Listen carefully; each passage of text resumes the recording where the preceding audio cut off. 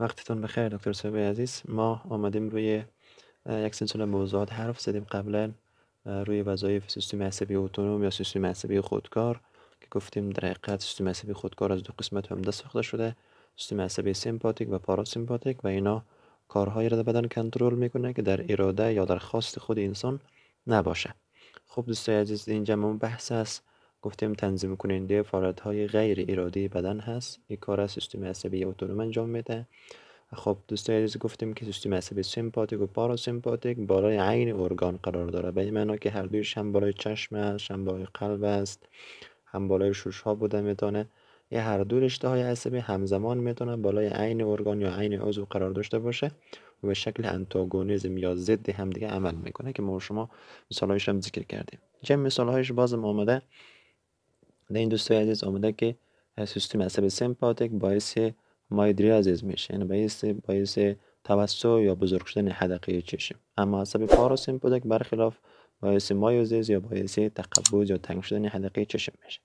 دیگه دوستای عزیز، یک چیز را هم باید همیشه به خاطر بسپاریم که بعضی اوقات اشتباه هم میشه در نزد بعضی آدما که عصب سیمپاتیک تصور میکنن همیشه زیاد کننده کار است و پاراسیمپاتیک همیشه کم کننده کار است. دوستای عزیز، یک واقعیت نیست. میتونه در بعضی قسمت ها عصب سیمپاتیک زیاد کننده فعالیت باشه، در بعضی قسمت ها میتونه عصب پاراسیمپاتیک زیاد کننده فعالیت باشه و همچنین بالعکس. مثلا ما میگیم عصب سیمپاتیک رو میگیم که سبب تزاید حرکت قلب میشه. در قلب که وقتی عصب سیمپاتیک عمل کنه حرکات قلب افزایش میده، اما در امعا که ما و شما میاییم در روده ها، در اینجا عصب سیمپاتیک حرکات کاهش میده و حرکات چی میکنه؟ کم میسازه. بنابراین در قسمت های مختلف میتونه باعث افزایش حرکت یا باعث کاهش حرکت شود. خب دوستای عزیز، انتقاله سیاله عصبی یا انتقال پیام عصبی، سیاله پیام را میگه، پیام های عصبی در سیستم عصبی اتونوم. دوستای عزیز، ما که گفتیم سیستم عصبی اتونوم در حقیقت پیام ها را از سیستم عصبی مرکزی میگیرن، رشته های عصبی سیمپاتیک و پاراسیمپاتیک، و این پیام ها را به اعضای مختلف بدن انتقال میده تا بالاخره یک فعالیت اجرا شه. مثلا اگر بالای قلب باشه حرکات کم میشه یا زیاد بالاخره. خب دوستای عزیز، ولی اینمی کار یا انتقال پیام یک دوستاد خود نیورون ها نقش داشت که گفتم هر عصب هم سیمپاتیک و پاراسیمپاتیک در مسیر دو نیورون داره. یک نیورون مثلا آمده از نخاع شروع شده تا به یک قسمت رسیده اینجا ختم شده، بعد نیورون دوم شروع شده آمده بالای چشم خود رسانده. بنابراین دوستای عزیز، یک نیورون ها باعث انتقال پیام میشه از یک ساحه به ساحه دیگر. و دوستای عزیز، ماده دیگه ای که در سیستم عصبی آزاد میشه به نام نیوروترانسمیترها هست. این دوستان عزیز ماده کیمیایی است که توسط نیورون ها آزاد میشه و در فضای ساینپس میرسه. ساینپس دوستان عزیز اون محل اتصال دو نیورون هست، چون ممکن یک نیورون ختم شده وقتی نیورون دوم شروع میشه بین اینا یک فضای خالی وجود داره که در اینجا ما گفتیم دیده نمیشه. دو فضای خالی ما ساینپس میگیم. اینال اینمی ماده کیمیایی نیوروترانسمیتر توسط نیورون ها آزاد میشه، در فضای ساینپس میرسه. بعد این نیوروترانسمیتر یا ماده کیمیایی بالای نیورون دوم وصل میشه. وقتی بالای نیورون دوم وصل میشه پیام را از نیورون اول میگیره به نیورون دوم انتقال میده. بعد دوستای عزیز نیورون دوم هم وقتی پیام را میرسانه به قسمت اکسونی خود یا قسمت ختم خود بنان اون زمان باز اون نیورون دوم هم ماده کیمیایی را آزاد میکنه در محل اتصال نیورون با اعضا. ماده کیمیایی که آزاد شد در فضای ساینپس بین اعضا و بین نیورون. این ماده کیمیایی بازم آزاد میشه از توسط نیورون ها. وقتی آزاد میشه این ماده کیمیایی میایه بالای اعضای بدن در آخذه های خود وصل میشه یا در گرینده های خود وصل میشه.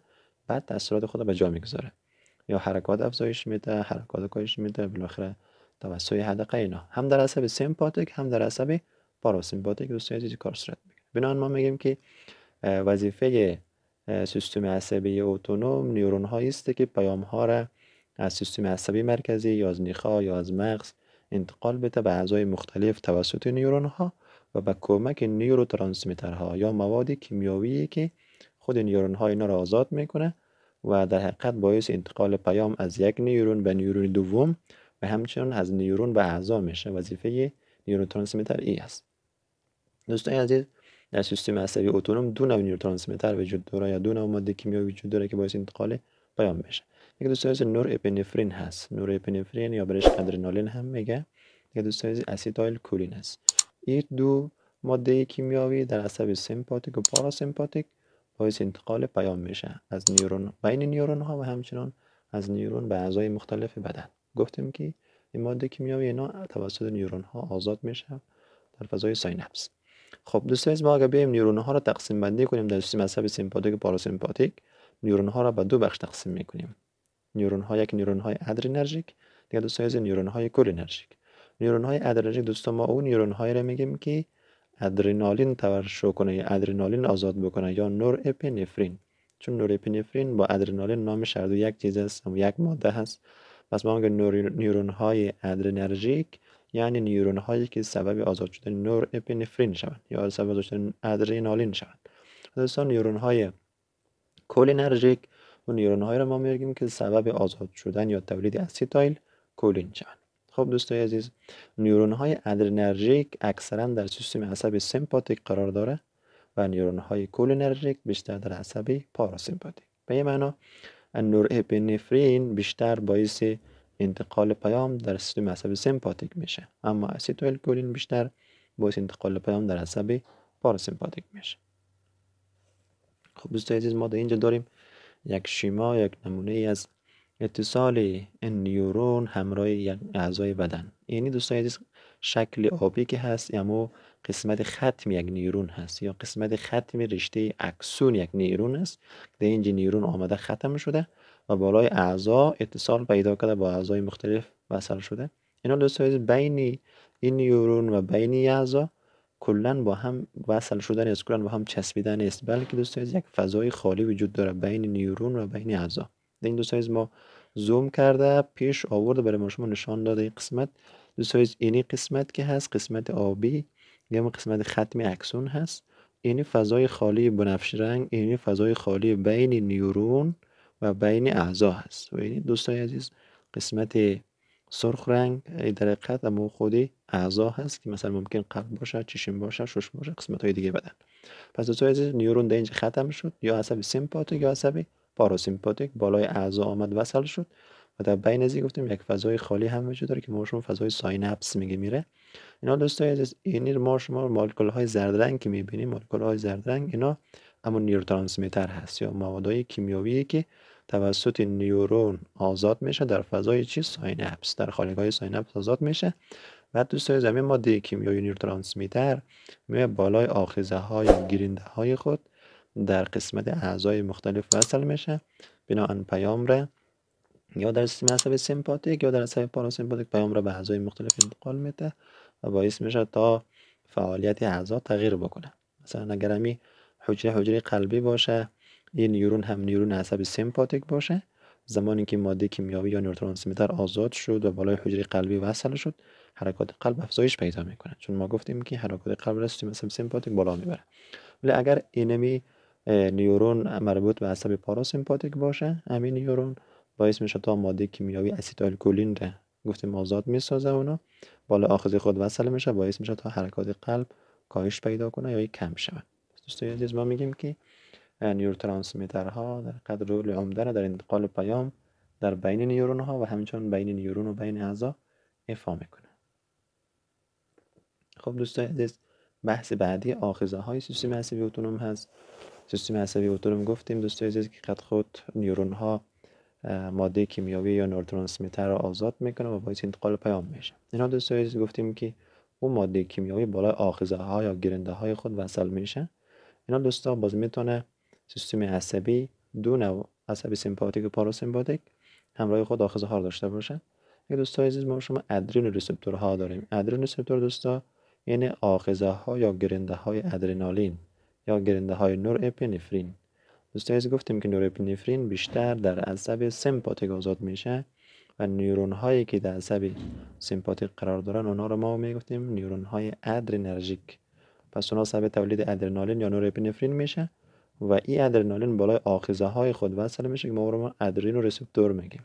دوستان عزیز همین آخذه ها رو گفتیم میتونه در بالای اعضا باشه، زمان نیورون ختم میشه با ماده کیمیاوی که آزاد میکنه بالای آخذه های ادرنوسپتور وصل میشه و باعث میشه تا فعالیت عصب سمپاتیک افزایش پیدا کنه. دوستان عزیز، حال آخذه ای که یا گیرنده های عصب سمپاتیک یا گیرنده های ادرنالین دو نوع، یکی دوستان آخذه های الفا هست یا آخذه های بیتا هست. الفا دو نوع است دوستان، آخذه الفا 1 الفا 2. همچنین دوستان عزیز آخذه های بیتا 3 نوع است، بیتا 1 بیتا 2 و بیتا 3. این در خدمت اینا گیرنده های نور اپینفرین یا نور ادرنالین یا ادرنالین که ما شما گفتیم این گیرنده هایشان دوستان. و بالاخره زمانی که ادرنالین یا نور اپینفرین بالای اینا وصل میشه در اعضا و زمان فعالیت اعضا تغییر میکنه و کار انجام میشه. دوستان از کولین رسپتورها آخذه های اسیتایل کولین رو میگه. زمانی که اسیتایل کولین رو گفتیم در نیورون ها آزاد میشه، اونا باید بالای آخذه های خود وصل شود تا پیام ها یا به نیورون بعدی انتقال پیدا بکنه یا از نیورون دومی یا نیورون بعدی به اعضا انتقال پیدا بکنه. این آخذه ها دوستان دو نوع، یک آخذه های مسکرینیک است یا آخذه های نیکوتینیک. این به نام آخذه M میشناسیم و نیکوتینیک رو به نام آخذه N هم میشناسیم. پس ما دوستان عزیز در سیستم عصبی اتونوم دو نوع آخذه داریم، یک دوستان عزیز آخذه ها یا گیرنده های ادرنورسپتور و دیگه دوستان عزیز آخذه ها یا گیرنده های کولینو رسپتور. آخذه های ادرنورسپتور این آخذه های ادرنالین است، شامل آخذه الفا و بیتا میشه. آخذه های کولین رسپتور شامل آخذه های مسکرینیک و نیکوتینیک، اینا گیرنده های اسیتایل کولین هستند. میان دوستان تا که ادرنالین یا اسیتایل کولین بالای آخذه های خود وصل نشوند در عصب اتونوم یا در عصب سمپاتیک پاراسمپاتیک پیام ها هم به اعضا انتقال پیدا کردن نمیتونه. بنابراین ما در قبلم گفته بودیم که همیشه میتونه دواها یا موادهای مختلف اول در آخذه خود وصل شود بعد تاثیرات خود به جا بگذاره که بعداً این کار صورت میگیره.